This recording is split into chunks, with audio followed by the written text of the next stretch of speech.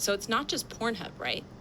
Pornhub is owned by a parent company that all of this kind of I learned over the last 5 years, called MindGeek. Okay. Now, MindGeek has a monopoly on the global big porn industry. So we call it big porn because there's big porn, just like there's big tobacco, there's big pharma, there's big porn, and it's dominated by one company.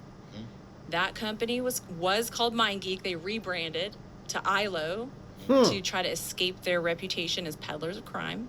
But with a $362 million loan from a hedge fund called Colbeck Capital and 125 secret investors who were outed as including JP Morgan Chase and Cornell University, they had basically rolled up the entire global porn industry under one company. So they owned it, MindGeek. Yes, so they own.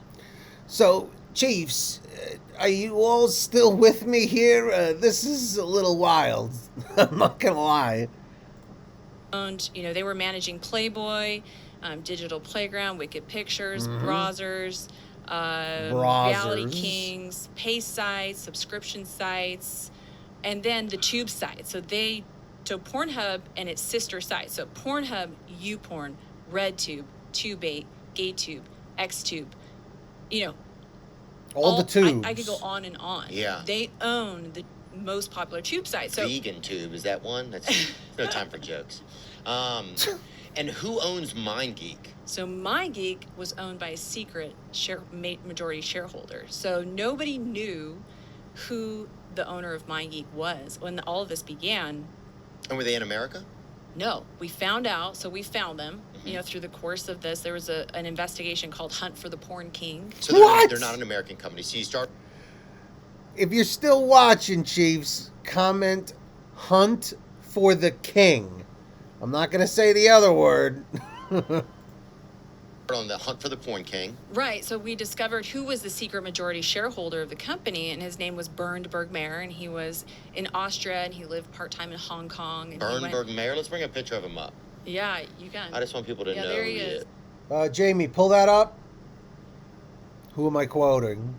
Yeah. Bernd Bergmayer. Yeah. There he is. Look at his Wikipedia. I just want to get a little. He grew up as a son of farmers in Ansfelden, attended grammar school in Linz, he studied at University of Linz. From Austria. That is.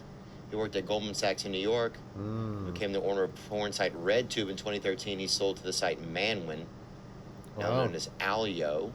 He was a former majority owner of Pornhub and MindGeek. Okay. Yep. MindGeek! He was the majority, and then Feroz Antoon and David DeSillo. For those of you not getting the reference, MindGeek! Chris Angel, Mind Freak! Comment Mind Freak if you're still watching.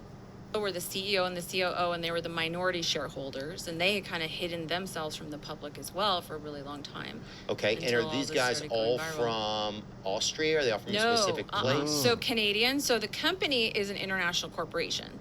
They are headquartered in Canada, so they have most of their employees in Canada, but they have offices now they have an office in Texas. They had one in LA, Cyprus, Romania, MindGeek has offices everywhere? Everywhere. Wow. Yeah.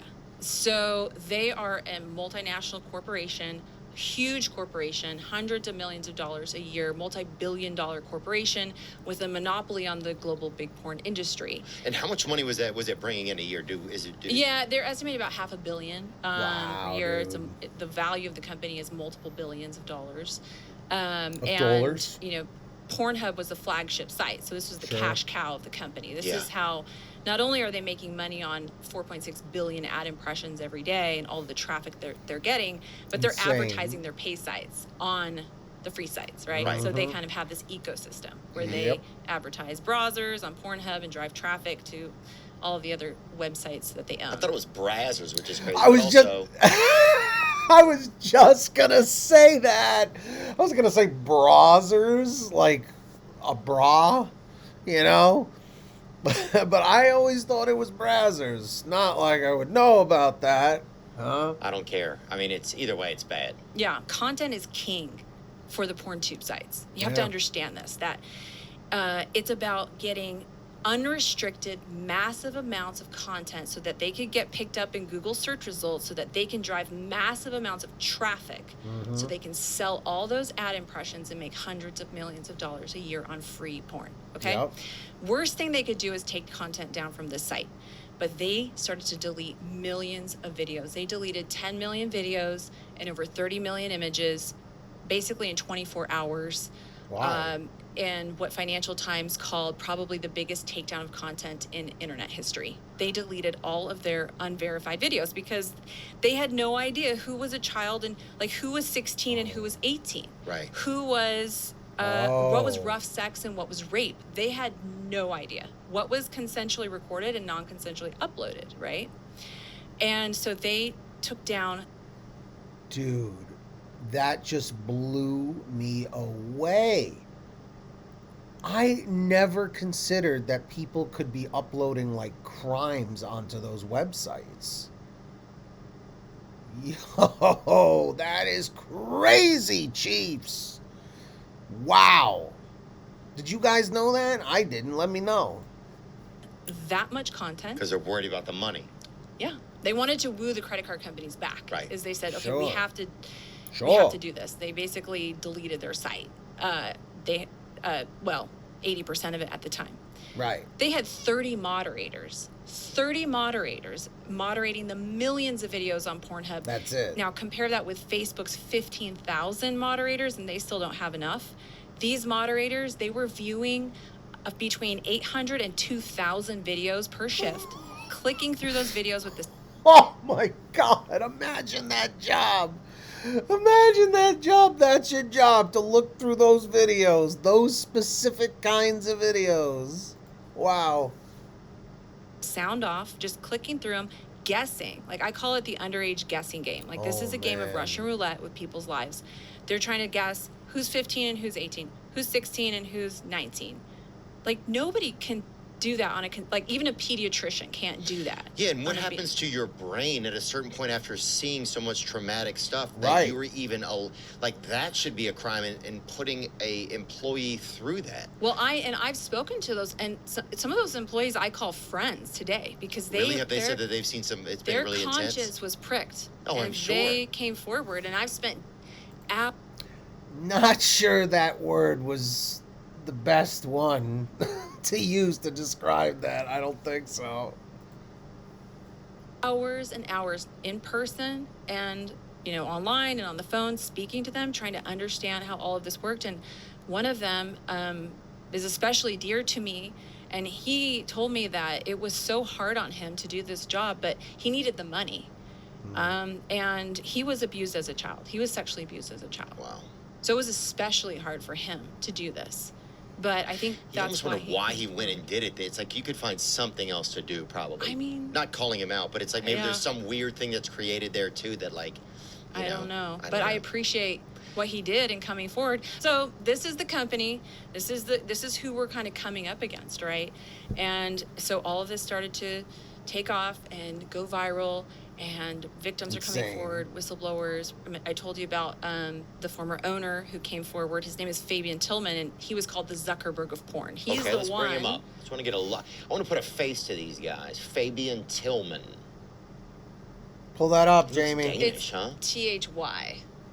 Yeah, there you go. Thy. Yep. There he is. Fabian Tillman. He's the one that put Pornhub on the map. He kind of had this vision for. This a vision. German entrepreneur who once built the biggest adult entertainment company in the world. Let's see him. That's him. He had this vision. Fabian. Okay, so he's one of the guys schlepping it. So Schlepping it. he's the one who actually revealed to me. If you're still watching, comment schlepping it. All right, and let's see if we can hit the 1 like goal. Just 1 like. That's it. Huh? Who the secret majority shareholder was that he sold the company to. Yeah, he reached out in summer 2020 to say he Wow. wanted to help. And so one of the things that he did was he exposed the secret majority shareholder's name. Mhm. And he said, go after the credit card companies. As the former owner, he said, if you want to make a difference here, you go after the credit card companies to cut ties. Wow, And so that was Now, what I didn't realize at the time, I was suspicious, right? Why is he wanting to help? And I kind of later found out that he had intention to try to buy back the company. So he kind of wanted to make a killing again. So I think he wanted to help take it down, buy it, then find a way to do it back, probably with crypto or something on a different chain. I don't know what he was thinking, but he wanted to buy it back. That's pretty clever. Later on. But the CEO and the COO and the CEO were forced to resign as well.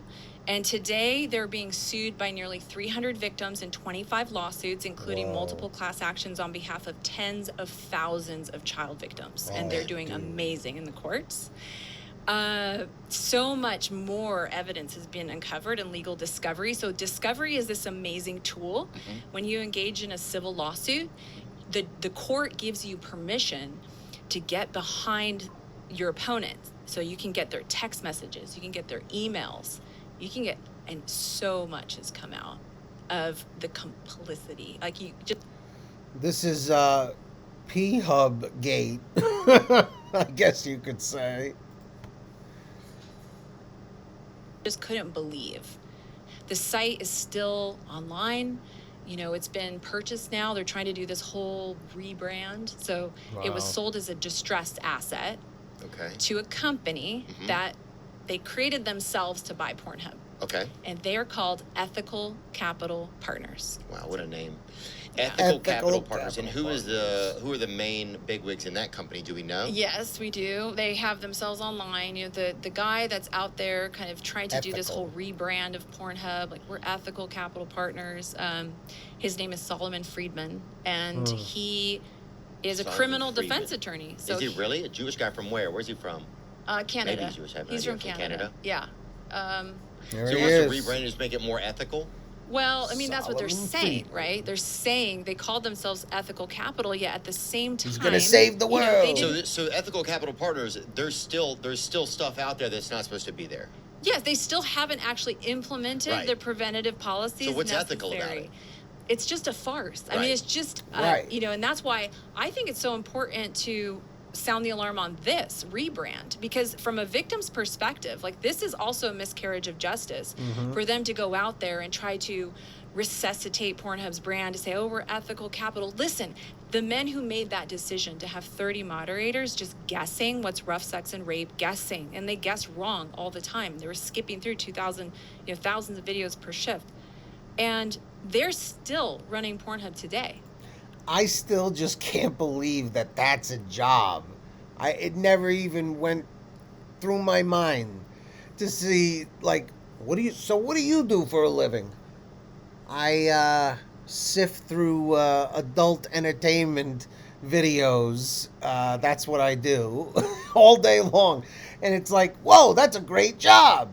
And it's like, it's not as great as you think. The things I have to see it's like, whoa, people are sick.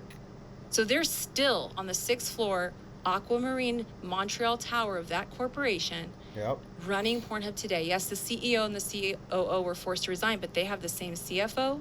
They have the same CLO. Who's the CFO? Let's see. Eddie DeSanto. Eddie DeSanto, bring him up. I don't know if you'll find him. They try to hide his face? They try to, but some of them, I mean, you can find Ryan Hogan, Matt Kalichi. So you can look up Kareem Almarazi. He is the CPO, and he's running it today. Kareem Almarazi. So there that's he him. is. So he's there today, right? Yep. About Mind geek. Canada as an integral part of their mobile broadband team. There you go. Telecommunication engineering. Went to University of Montreal.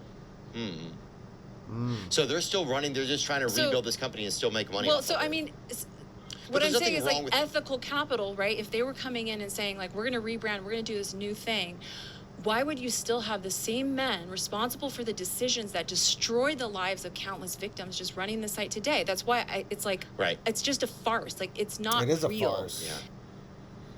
So if you made it to the end, comment, it's a farce. Or just farce, F-A-R-C-E, just so I know. You know, that's how I know you made it to the end. Thank you so much, by the way. So let me know what you want me to react to next, Chiefs. Put it down below in the comments. All right, let's see if we can get 1 like on this video. That's the goal. And till next time, you keep watching that content, we'll keep reacting to it. You knows what I means?